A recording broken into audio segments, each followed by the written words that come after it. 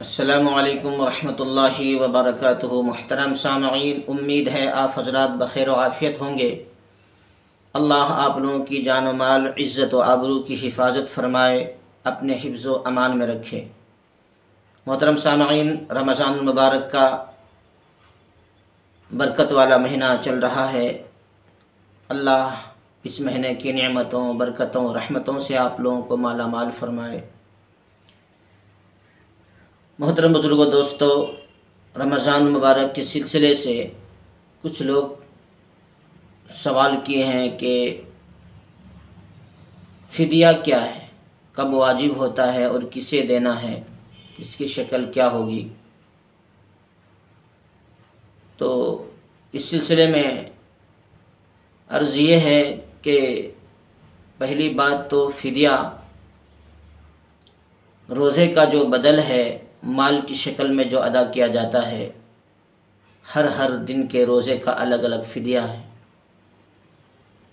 और वो उस शख्स पर फ़िदिया देना वाजिब होता है जो निहायत मजबूर हो, जो फ़िलहाल या फ्यूचर में, मुस्तक़बिल में भी रोज़ा ना रखने पर क़ादिर हो, कि वो न ख़ुद इस वक्त रोज़ा रख सकते हों और ना आइंदा रखने की उम्मीद हो, या तो इतना बीमार हो कि सेहत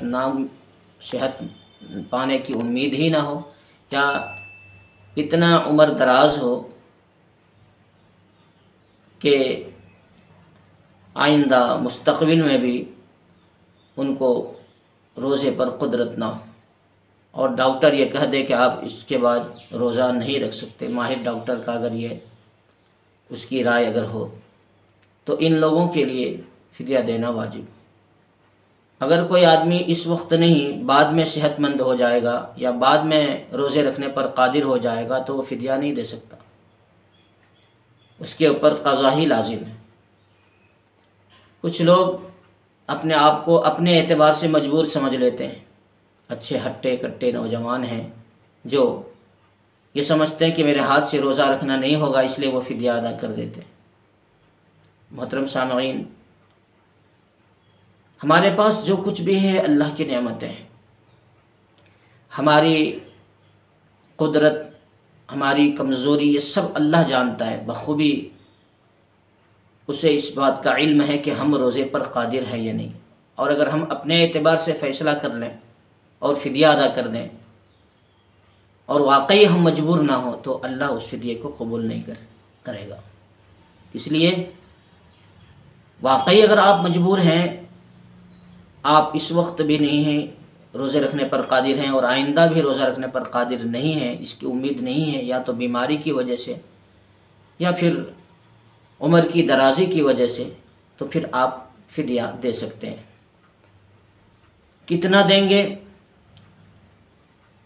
जैसे सदक़तुल फ़ित्र है 1.25 किलो गेहूँ, इसी तरह फ़िदिया भी एक दिन के रोज़े का फ़िदिया तकरीबन वही 1.25 किलो गेहूँ या उसकी कीमत है। कोई खजूर से भी अदा करना चाहे तो उसकी कीमत बढ़ जाती है, इससे डबल हो जाती है, या कोई किशमिश से करना चाहे तो उसकी अलग अलग मिक़दार है, उसकी मिक़दार के एतबार से उसकी कीमत में इजाफ़ा होता रहता है। तो आमतौर पर लोग गेहूँ का ही हिसाब लगाते हैं। तो आप जिस इलाक़े से ताल्लुक़ रखते हैं उस इलाक़े में जो अच्छी क्वालिटी का जो गेहूँ गंदुम है, उसकी जो 1.25 किलो गेहूँ की जो कीमत है, वो कीमत आप एक एक रोज़े के बदले अदा करें। या तो आप गेहूँ या उसका आटा दे दें, नहीं आप कीमत देना चाहते हैं तो उसकी कीमत अदा कर सकते हैं। अब जिस इलाक़े में हम रहते हैं वहाँ तकरीबन इस वक्त 45 रुपये, 40 पर 5 रुपये तकरीबन इस वक्त अच्छी क्वालिटी का गेहूँ है। तो इस हिसाब से तकरीबन 70-75 रुपये होता है, 75 रुपये बनते तकरीबन, एक 80 रुपये समझ लीजिए। 80 रुपये आप अगर एक एक दिन के रोज़े का फ़िदिया अगर आप अदा कर दें तो आपका फ़िदिया अदा हो जाएगा।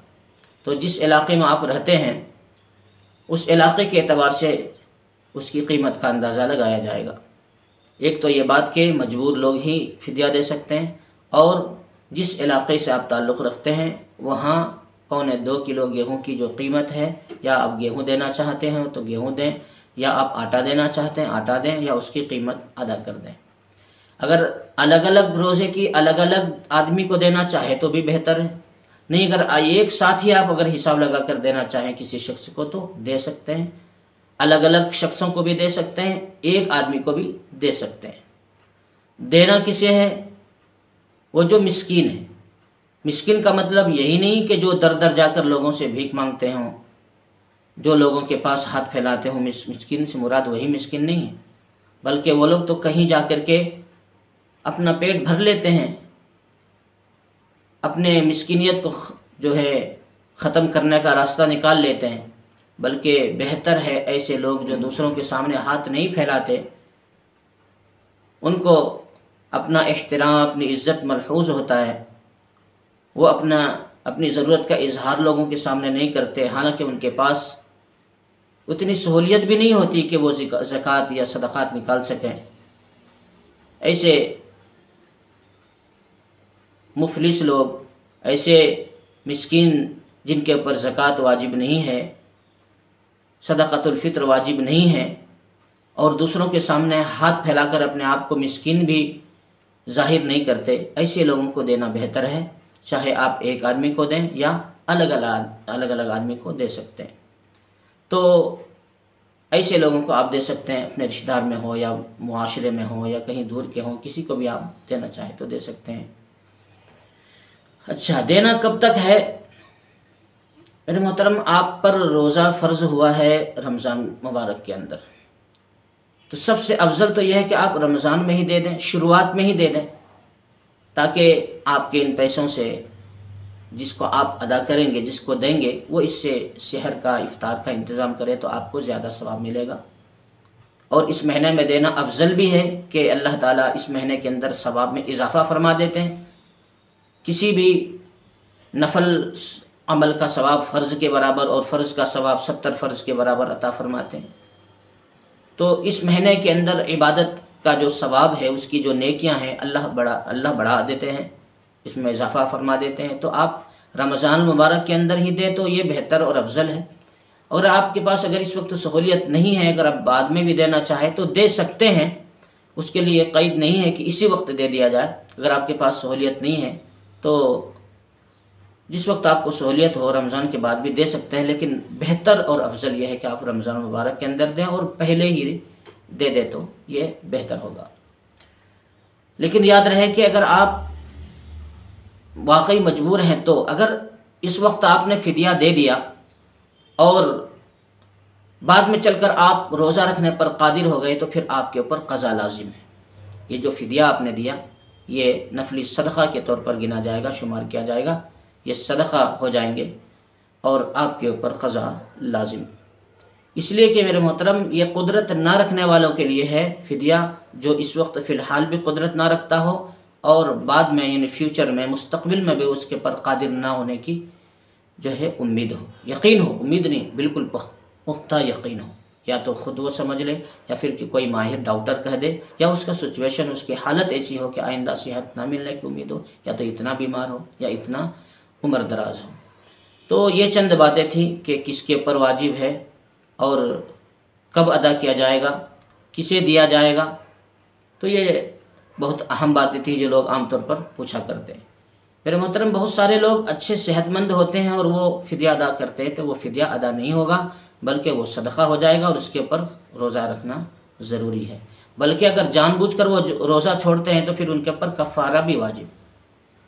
कफ़ारा अलग चीज़ है, फ़िदिया अलग चीज़ है। कफ़ारा है एक जुर्म और फ़िदिया एक मजबूरी के तौर पर उसका बदल है। तो जो आदमी जानबूझकर रोज़ा छोड़ दे या रोज़े को तोड़ दे या रोज़े को फासिद कर दे खा पी कर या शहवानी ख्वाहिशात को पूरी करके, तो फिर उसके ऊपर कफ़ारा है। और कफ़ारा यह है कि या तो एक ग़ुलाम बांदी आज़ाद करे या फिर मुसलसल एक रोज़े के बदले 2 महीने रोज़ा रखे।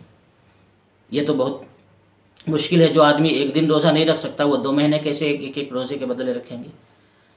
और तीसरा कफ़ारा यह है कि या तो वो 60 मिस्किनों को खाना खिलाए, या तो एक ही आदमी को 60 दिन खाना खिला दे 2 वक्त का, या फिर अलग अलग मिस्किनों को वो 60 मिस्किनों को 2 वक्त का खाना खिलाए। ये ये कफ़ारा है। और ये उन लोगों पर है जो कादिर है और फिर भी रोज़ा नहीं रखते, या फिर रोज़ा उन्होंने तोड़ दिया हो, या फिर रोज़ा किसी अमल, ऐसे अमल को करके रोज़ा फासिद किया हो जो मवानी रोज़ा है, जिससे रोज़ा टूट जाता है। बहरहाल मेरे मोहतरम बुजुर्गों दोस्तों, ये चंद बातें थी। और एक और ख़ास बात, आम तौर पर लोग पूछा करते हैं क्या इंजेक्शन लगाने से रोज़ा टूट जाता है? तो मेरे मोहतरम बुजुर्गों दोस्तों, बिल्कुल नहीं, इंजेक्शन लगाने से रोज़ा नहीं टूटता है। इसी तरह अगर ग्लूकोज भी अगर इंजेक्शन के ज़रिए से अगर जिस्म में चढ़ा रहे हैं, ग्लूकोज या ताकत की सुई होती है जो क़ुव्वत के लिए, ताकत के लिए दी जाती है, तो या तो आम बुखार वगैरह के लिए, बीमारी के लिए जो इंजेक्शन दी जाती है उससे भी रोज़ा नहीं टूटता। ताकत के लिए भी अगर दिया जाए रग के अंदर तो उससे भी रोज़ा नहीं टूटता। और ग्लूकोज भी अगर रग के अंदर चढ़ाया जाए इंजेक्शन के ज़रिए, उससे भी रोज़ा नहीं टूटता। इसी तरह अगर जो है सैंपल, जो ब्लड टेस्ट के लिए सैंपल निकाला जाता है खून का, उससे भी रोज़ा नहीं टूटता। और अगर किसी को ब्लड देने की, खून देने की ज़रूरत है, इमरजेंसी है, अगर वो देना चाहते हैं और वो ताकतवर है, सेहतमंद है, और उनको इस बात का यकीन है कि खून देने से कमज़ोरी का एहसास नहीं होगा, हम संभाल लेंगे, उनके अंदर ताकत और हिम्मत है, इससे पहले दिए भी हैं, तो फिर वो अगर ब्लड भी दे दें और कमज़ोरी का एहसास ना हो तो भी रोज़ा नहीं टूटता। ये ख़ास मसले थे जो बहुत सारे लोग पूछा करते थे, इसलिए मैंने इसका खुलासा और इजहार कर दिया है ताकि आप लोगों के लिए इस पर अमल करना आसान हो। दुआ फरमाएं कि अल्लाह ताला हमें रमज़ान मुबारक की कदर करने की तौफ़ीक़ अता फ़रमाए, जितने रमज़ान के आमाल हैं बहुस्न खूबी इखलास के साथ अदा करने की तौफ़ीक़ अता फ़रमाए, और हमारी इबादतों का अल्लाह कबूल भी फ़रमाए। जो बातें कही गई अल्लाह ताला हमें इस पर अमल की तौफ़ीक़ अता फ़रमाए।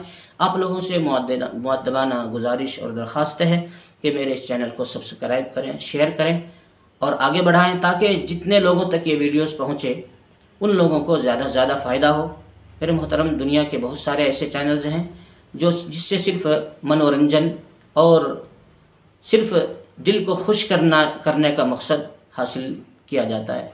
इससे मकसद सिर्फ दीन को फैलाना है, दीन की बातें उम्मत तक पहुंचाना है और शरीयत के अहकाम को लोगों तक आम करना है। इसलिए मेरी ख़ास दरख्वास्त है आप लोगों से कि इस चैनल को आगे बढ़ाएं, इसका साथ दें, शमाइल चैनल का, और दुआ भी फरमाएं कि अल्लाह ताला जो कुछ भी इसमें कहा जाता है इस पर हमें भी और आपको भी और पूरी उम्मत को अमल की तौफ़ीक़ अता फ़रमाए और मेरे लिए ज़ख़ीरे आखिरत बनाए। अल्लाह ताला आप लोगों की जान, माल, इज़्ज़त और आबरू की मदद की हिफाजत फ़रमाए, आपकी मदद फ़रमाए। आमीन या रब्बल आलमीन।